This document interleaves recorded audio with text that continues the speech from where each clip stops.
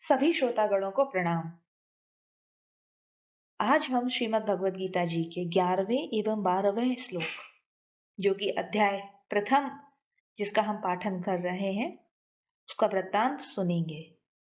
यहाँ यह संवाद चल रहा है जो संजय अपनी दिव्य दृष्टि के द्वारा देखा हुआ धृतराष्ट्र को सुना रहे हैं।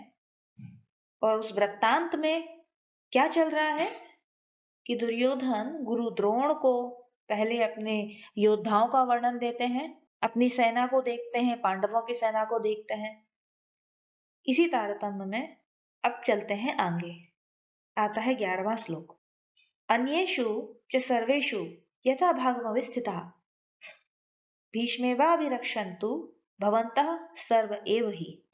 अर्थात दुर्योधन बाह्य दृष्टि से अपनी सेना के जितने भी महारथी हैं उनसे कह रहे हैं कि आप सब के सब लोग सभी मोर्चों पर जहां जहां आपको तैनात किया गया है अपनी जगह दृढ़ता से स्थिर हो और निश्चित रूप से पितामह भीष्म की चारों ओर से रक्षा करें। ऐसा इसलिए कहा कि जब भीष्म जी युद्ध करें तब किसी भी व्यूहद्वार से शिखंडी उनके सामने न आ जाए। शिखंडी यदि भीष्म जी के सामने आ गए तो भीष्म जी उस पर शस्त्र का प्रहार नहीं करेंगे, उस पर शस्त्र नहीं चलाएंगे, क्योंकि शिखंडी पूर्व जन्म में स्त्री थे और महाभारत काल में जब उनका जन्म हुआ तब भी वे पहले स्त्री थे फिर पुरुष बने, ऐसी कथा का वृत्तांत है। इसलिए भीष्म जी उनको स्त्री समझते थे और वो स्त्रियों पर प्रहार नहीं करते। और शिखंडी ही शंकर जी के वरदान से भीष्म जी को मारने के लिए पैदा हुए, ऐसा विख्यात था। अतः यदि शिखंडी से भीष्म जी की रक्षा हो जाएगी तो फिर भीष्म जी सबको मार देंगे, जिससे निश्चित ही फिर कौरवों की विजय हो जाएगी। इसी बात का विचार करके दुर्योधन अपने महारथियों को आदेश दे रहे थे कि वे भीष्म जी की रक्षा करें।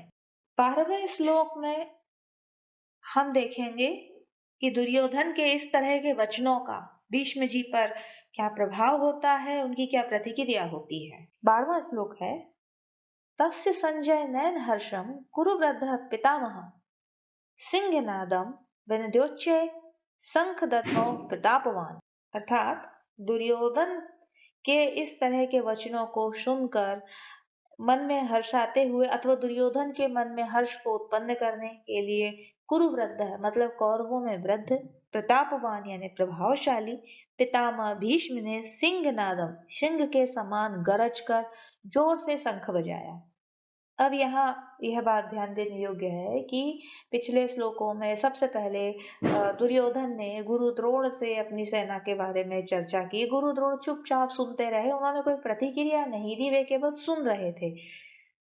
ऐसा गुरु द्रोण का मौन देखकर दुर्योधन के उत्साह में थोड़ी कमी आई होगी, या दुर्योधन के उत्साह को कम देखते हुए भीष्म जी ने दुर्योधन को मनोबल बढ़ाने के लिए, दुर्योधन का मनोबल बढ़ाने के लिए जोर से संघनाद किया। यहाँ भीष्म जी का दुर्योधन से कौटुंबिक संबंध था, प्रेम भी था, इसलिए उनकी प्रतिक्रिया स्वाभाविक है। यहाँ पर कुछ बात जानने योग्य है कि पितामह भीष्म अस्त्र शस्त्र के और शास्त्रों के भी महान ज्ञाता थे। जब भीष्म सरसैया पर सो रहे थे तब भगवान श्री कृष्ण ने धर्मराज से कहा था कि यदि आपको धर्म के विषय में कोई शंका हो तो भीष्म जी से पूछ लें, क्योंकि शास्त्र ज्ञान का सूर्य अस्ताचल को जा रहा है। अर्थात भीष्म जी इस लोक से जा रहे हैं।